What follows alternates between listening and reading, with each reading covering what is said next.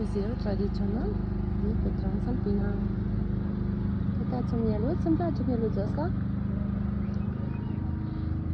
Am și icoane. Frumoase. Deci icoana cea de sus. Mântuitorul. Asta este o icoană cu trandafiri de la nu știu cât de catolică. Îmi place foarte mult și asta cu Febioana. Și asta îmi place că e cu Maica Domnului cu Benediță.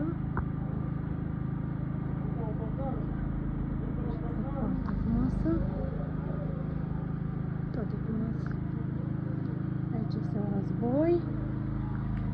Aici sunt haine tradiționale. Uitați. E un război micuț, cu centură.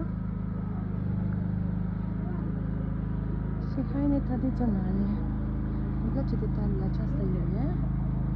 Este cusută pe o priză foarte subțire. Aici este un copil îmbrăcat, foarte frumos. Aici.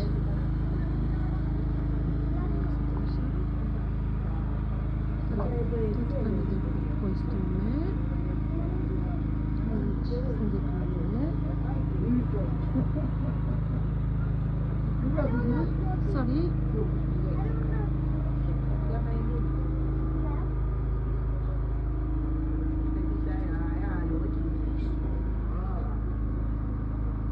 Aici este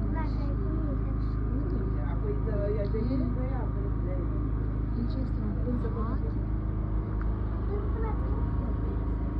și este pe sus și aici este un bebeluac. Ce este un bebeluac? Uitați cât de frumoase și aici un bebe mic. Ce frumos e bebele mic.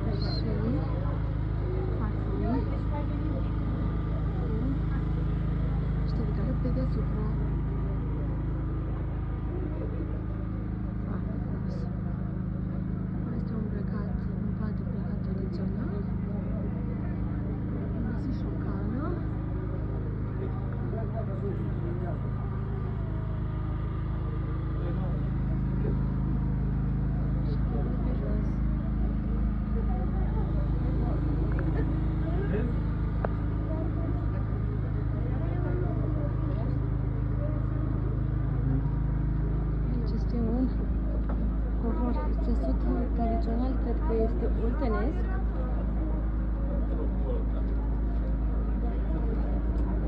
Aici sunt urcele.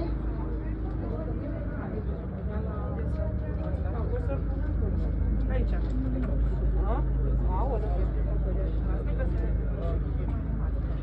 Aici este un ceas foarte frumos.